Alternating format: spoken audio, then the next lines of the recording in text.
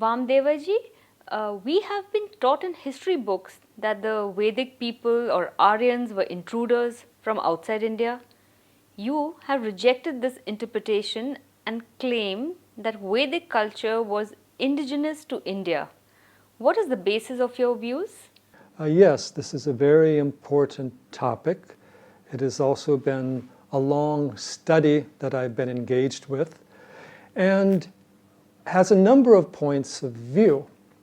And the important thing to understand is that there is a great deal of depth in the Vedic literature that has not been examined properly, and there are also extensive new finds both in the archaeology and the geology of ancient India that need to be brought into perspective here.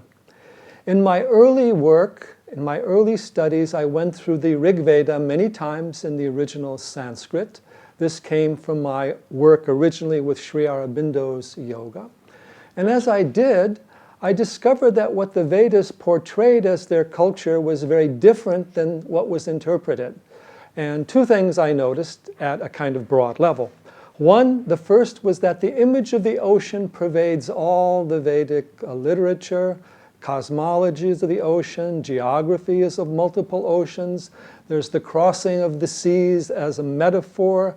The great myth of the deity, Vedic deity Indra, releases the 7 rivers to flow into the sea.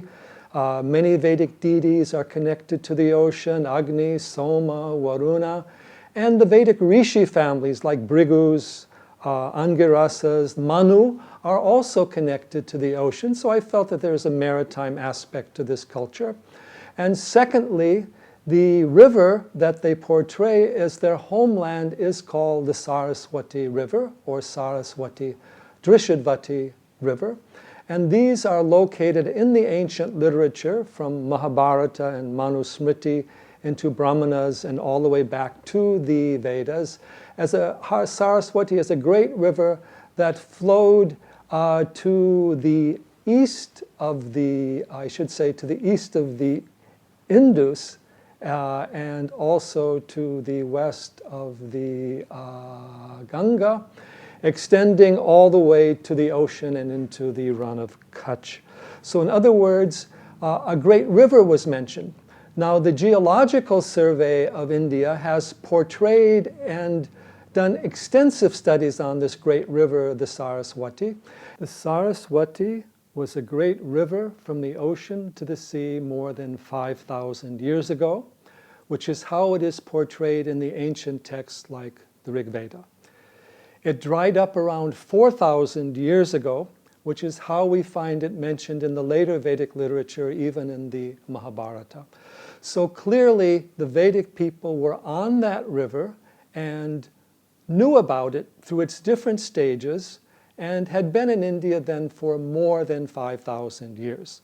So the idea that they came to India in this so-called Aryan invasion or migration of 1500 BC is totally refuted by their knowledge of the river system as well as their knowledge of the ocean. And we also see that this great urban civilization of ancient India, Harappa and Mohenjo-Daro, Indus Valley, as we have said, was really a Saraswati civilization. The main sites are found on the dried banks of the Saraswati. And there are now 5 sites larger than Mohenjo-Daro and Harappa. And the largest of the sites, Rakhi Gari, is actually located in the Kurukshetra region or the Saraswati Drishadvati region of Vedic fame. So the Archaeological Survey of India has done tremendous work on these sites, and particularly the work of Professor B.B. Lal, the former director of the Archaeological Survey of India. He goes into great depth showing the unity of the Vedic culture with these archaeological sites of the Harappan and the pre-Harappan era. There are swastikas, there are people leaves, there is the Brahma bull, there are chakra symbols. There's a whole set of artifacts and practices that connects the Vedic with these ancient cultures. The Geological Survey has traced the different stages of the drying up of the river as well as the cultures along it. So this very solid work of geology and archaeology cannot be ignored.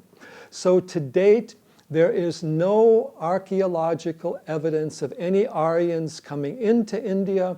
There are no skeletons, there are no sites, there are no destroyed cities, there are no ruins or artifacts of any type that can be identified as these so-called intruding Aryans from the indigenous culture.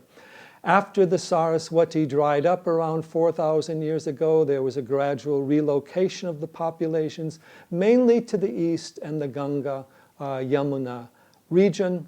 And this then became the cradle more of the later Puranic culture. But even the Puranas mention the Saraswati to some degree, whereas the Vedas mention the Saraswati as their primary site and location. This year, I had the honor to give the annual Foundation Day talk for ICHR, the Indian Council of Historical Research, in which I presented these views and this scenario. The archaeologists of India have taken this up, and many other historians have taken it up. But Indian historical groups had been under the domination of, again, Marxist views that were against these Vedic ideas almost on political grounds, and have tried to ignore the archaeological and also the geological evidence. But now that is being challenged today, and this is very important because it is the history that gives you the idea and the understanding of the culture. Culture of India, languages of India, close connection with the Sanskrit, the Dharmic traditions. Even Buddhism calls itself Arya Dharma and connects itself to the same great kings. So does the Jain tradition. And these ideas have permeated throughout India. Back into the Vedas is where we find original ideas like karma, dharma, yoga, mantra, foundational values of this civilization. So it's very important that India reclaims its history and takes pride in its historical finds and gives up these old Eurocentric Western ideas that everything in India came elsewhere and nothing was indigenous here. In fact, India has long been a great cradle of world civilization. Hinduism and Buddhism spread throughout Southeast Asia, as far even north, China and Japan. Even today, there are many great Hindu deities worshipped as far as Japan. The Sanskrit language, the Indian philosophies, the Ayurvedic medicine, the Jyotish, the mantra, the meditative traditions, the beautiful temple art and work. Angkor Wat in Cambodia is the largest Hindu temple in the world. So this has been a source and origin of civilization, influencing the Western world, giving mathematics, giving the zero, the decimal system.